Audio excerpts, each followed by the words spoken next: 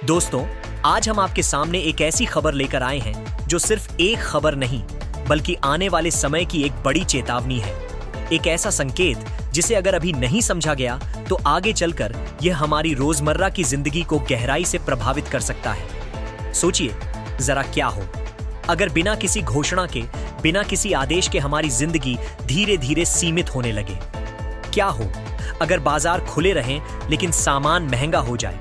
और क्या हो अगर काम चलता रहे लेकिन जेब खाली होने लगे। दोस्तों, यही वह सच्चाई है जो इस वक्त दुनिया के सामने खड़ी है, क्योंकि हालात तेजी से बदल रहे हैं और यह बदलाव इतना शांत है कि कई लोग इसे समझ ही नहीं पा रहे हैं। पिछले कुछ समय में दुनिया के उस हिस्से में जहां से सबसे ज्यादा तेल और गैस की सप्लाई होती है, वहां हालात लगातार बिगड़ते जा रहे हैं। समुद्री रास्ते खतरे में हैं, जहाजों की आवाजाही कम हो रही है और इसका सीधा असर सप्लाई चेन पर पड़ रहा है। जब सप्लाई रुकती है तो महंगाई बढ़ती है और जब महंगाई बढ़ती है तो सबसे पहले असर आम आदमी की जिंदगी पर पड़ता है। आज जो चीजें आसानी से मिल रही हैं, वही कल महंगी हो सकती है और यही डर अब धीरे धीरे लोगों के मन में बैठता जा रहा है। लेकिन आगे बढ़ने से पहले वीडियो को लाइक करके चैनल को सब्सक्राइब जरूर कर लीजिए, क्योंकि हम आपके लिए ऐसी खबरें लाते रहते हैं। तो चलिए पूरी डिप्लोमेट क्या है समझते हैं। दोस्तों,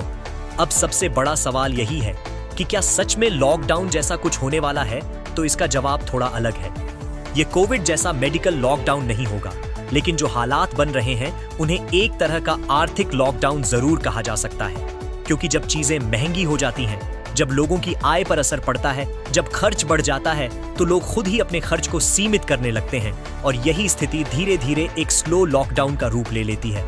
अब जरा समझिए, जब तेल महंगा होता है तो उसका असर हर जगह पड़ता है। ट्रांसपोर्ट महंगा होता है, खेती महंगी होती है, फैक्ट्रियों का खर्च बढ़ता है और अंत में हर सामान महंगा हो जाता है। यही वजह है कि कई देशों में कीमतें तेजी से बढ़ रही हैं। कहीं बिजली की कमी हो रही है तो कहीं उद्योग धीमे पड़ रहे हैं और इसका असर रोजगार पर भी पड़ने लगा है। भारत की बात करें तो भारत इस पूरी स्थिति पर नजर बनाए हुए है और अपनी तैयारी में लगा हुआ है।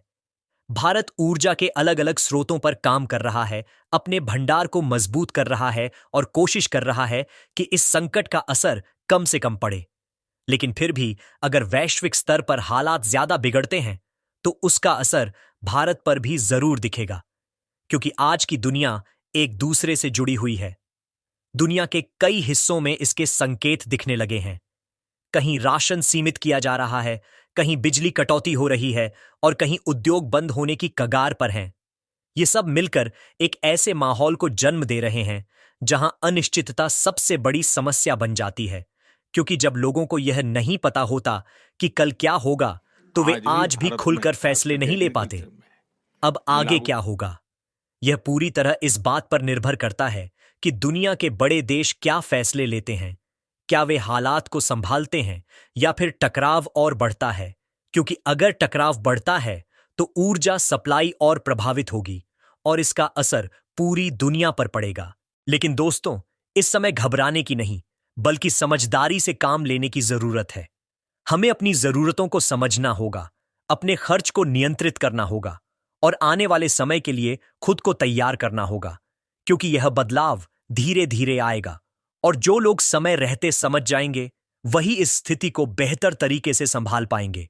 अंत में बस इतना ही कि यह कोई सामान्य समय नहीं है बल्कि एक बदलाव का समय है और हमें इसके लिए तैयार रहना होगा, क्योंकि आने वाला समय उन्हीं का होगा जो आज सतर्क और समझदार हैं।